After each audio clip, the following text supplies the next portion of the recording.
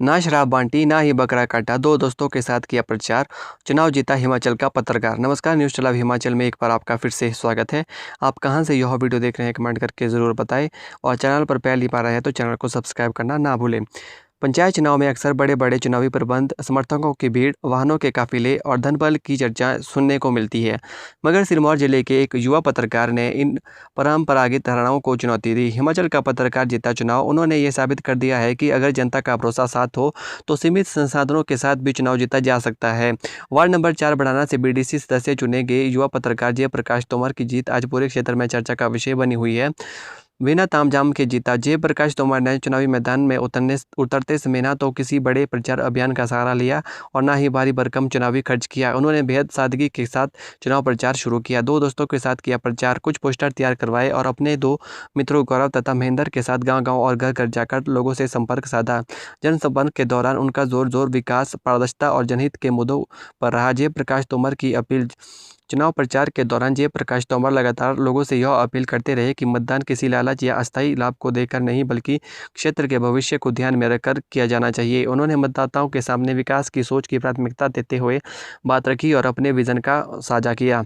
लगातार लोगों के बीच पहुंचे। उनका मानना था कि किसी भी क्षेत्र का भविष्य योजनाबद्ध विकास, शिक्षा, रोजगार और बुनियादी सुविधाओं के विस्तार से बदला जा सकता है। यही संदेश लेकर वे लगातार लोगों के बीच पहुंचे और सीधे संवाद स्थापित किया। 6 पत्रकार मैदान में जीते जयप्रकाश। इस बार जिला सिरमौर में कुल 6 पत्रकार अलग अलग क्षेत्रों से चुनावी मैदान में उतरे थे। हालांकि चुनावी नतीजों में जीत का स्वाद केवल जयप्रकाश तोमर की चख पाए।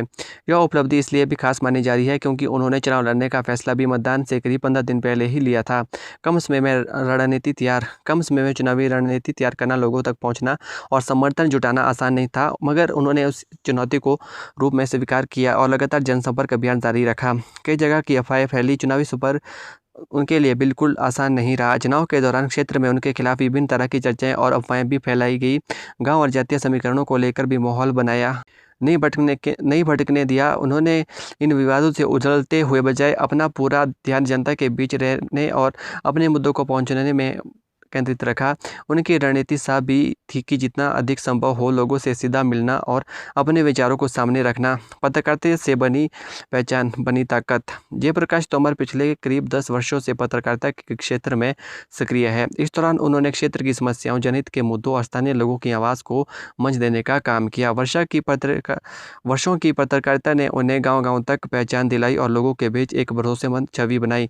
चुनाव के दौरान यही पहचान उनके लिए सबसे बड़ी ताकत साबित हुई और लोगों ने उन्हें केवल उम्मीदवार के रूप में नहीं बल्कि लंबे समय से क्षेत्र की समस्याओं को उठाने वाले व्यक्ति के रूप में देखा।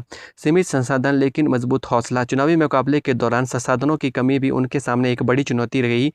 कई मतदान केंद्रों पर उनके एजेंट तक मौजूद नहीं थे। नामांकन के समय भी उनके साथ बहुत ही कम लोग थे। जारी रखा चुनावी संघर्ष। इसके बावजूद उन्होंने चुनावी संघर्ष जारी रखा और हार मानने के बजाय उन्होंने मेहनत करते रहे।